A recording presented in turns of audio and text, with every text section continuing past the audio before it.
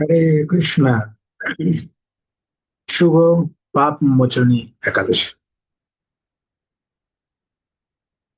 মাসে দুটি করে একাদশী আসে, আপনারা জানেন, 15 দিন অন্তর অন্তর। তো আগের একাদশী আমাদের চলে গিয়েছে। এই একাদশী সামনের রবিবার, 12ই বিষ্ণু 30শে ফাল্গুন 15ই মার্চ, রবিবার, কৃষ্ণ একাদশী। এই একাদশীর নাম হচ্ছে পাপ মোচনী একাদশী। তো আসুন আমরা এই পাপ মোচনী একাদশীর মাহাত্ম্য শ্রবণ করি, এবং এই একাদশী শুদ্ধ সহকারে, ভক্তি সহকারে, নিষ্ঠা সহকারে আপনারা সকলেই একাদশী পালন করবেন।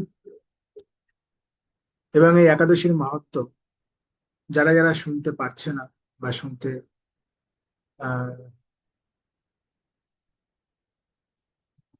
চাইছে কিন্তু উপায় নেই, তাদেরকে আপনারা এই একাদশীর মাহাত্ম্য শ্রবণ করিয়ে বা অনলাইনের মাধ্যমে শেয়ার করে এগুলো তাদেরকে শুনতে সাহায্য করবেন, যাতে তারাও এই একাদশীর মাহাত্ম্য শ্রবণ করে ভগবানের অশেষ কৃপা আশীর্বাদ লাভ করতে পারে। তো আসুন আমরা পাপ মোচনী একাদশীর মাহাত্ম্য শ্রবণ করি। শুভ পাপ মোচনী একাদশী। যুধিষ্ঠির শ্রীকৃষ্ণকে বললেন, হে জনার্দন, চৈত্র মাসের কৃষ্ণপক্ষের একাদশীর নাম ও মাহাত্ম্য কৃপা করে আমাকে বলুন। শ্রীকৃষ্ণ বললেন, হে ধর্মরাজ যুধিষ্ঠির, আপনি ধর্ম বিষয়ক প্রশ্ন করেছেন।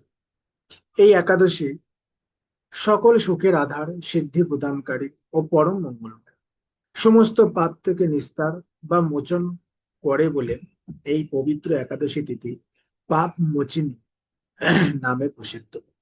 রাজা মান্দাতা একবার লোমশ মুনিকে এই একাদশীর কথা জিজ্ঞাসা করেছিলেন।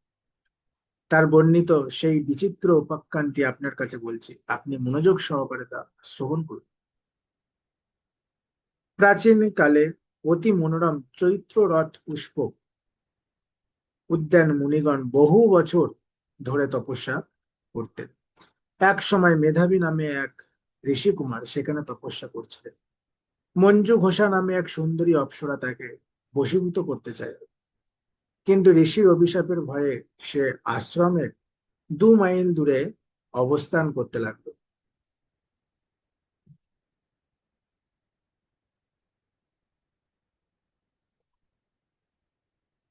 বীণা বাজিয়ে মধুর স্বরে সে গান করত। একদিন মঞ্জু ঘোষা মেধাবীকে দেখে কাম বানে পীড়িতা হয়ে পড়ে। এদিকে ঋষি মেধাবীও অপ্সরার অনুপম সৌন্দর্য দেখে মুগ্ধ হন। তখন সেই অপ্সরা মুনিকে নানা হাব ভাব ও কটাক্ষ দ্বারা বশীভূত করে। ক্রমে কাম পরবশ মুনি সাধন ভজন বিসর্জন দিয়ে তার আরাধ্য দেবকে বিস্মৃত হন। এভাবেই অপ্সরার সাথে কাম ক্রিয়ায় মুনি বহু বছর অতিক্রান্ত হলেন। মুনিকে আচার ভ্রষ্ট দেখে সেই অপ্সরা দেবলোক ফিরে যেতে মনস্থ করল। একদিন মঞ্জু ঘোষা মেধাবী মুনিকে বলতে লাগলো, হে প্রভু, এখন আমাকে নিজ গৃহে ফিরে যাওয়ার অনুমতি প্রদান করুন। কিন্তু মেধাবী বললেন, হে সুন্দরী, তুমি তো এখন সন্ধ্যাকালে আমার কাছে এসেছো, প্রাতকাল পর্যন্ত আমার কাছে থেকে যাও। মুনির কথা শুনে অভিশাপ হয়ে সেই অপ্সরা আরো কয়েক বছর তার সাথে বাস করে। এইভাবে বহু বছর, প্রায় 55 বছর 9 মাস 7 দিন অতিবাহিত হলো। দীর্ঘকাল অপ্সরার সহবাসে থাকলেও মেধাবীর কাছে তা অর্ধরাত্রি বলে মনে হলো।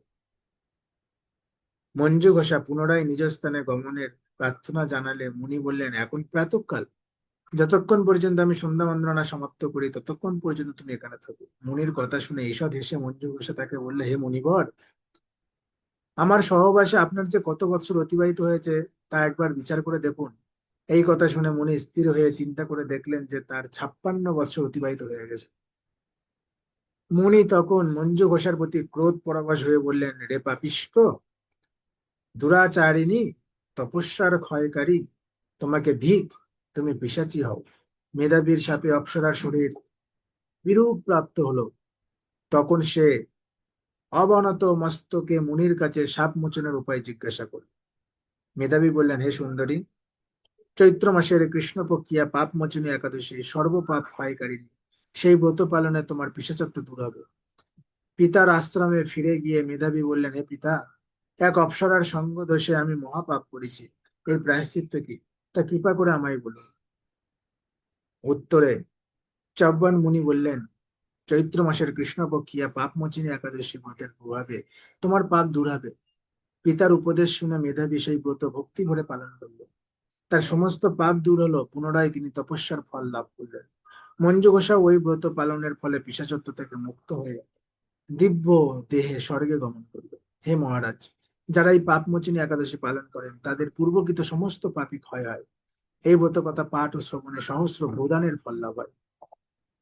তো আমরা জানি না আমরা কত পাপ করে রেখেছি, এই জন্মে না, বহু বহু জন্ম অতিক্রম করে আমরা এই মনুষ্য জন্ম পেয়েছি, জানি না কত পাপ করেছি।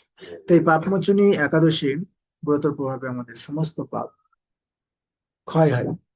তো সকলে এই পাপমোচনী একাদশী শুদ্ধ সহকারে ভক্তি সহকারে পালন করবেন। এই একাদশীর পারণ হচ্ছে 13ই বিষ্ণু, পয়লা চৈত্র, 16ই মার্চ সোমবার কৃষ্ণ দ্বাদশী। একাদশীর পারণ ভোর 5টা 44 থেকে সকাল 9টা 43-এর মধ্যে, এবং কি সেই দিনকে অগ্রদ্বীপের মেলা এবং ছিল গোবিন্দ ঘোষ ঠাকুরের তিরভক্তিতে। হরে কৃষ্ণ কৃষ্ণ কৃষ্ণ হরে হরে, হরে রাম রাম রাম হরে হরে। জয় পাপমোচনী একাদশী মহা মহোৎসব কি, শিল প্রভুপাদ কি, গৌর প্রেমানন্দ।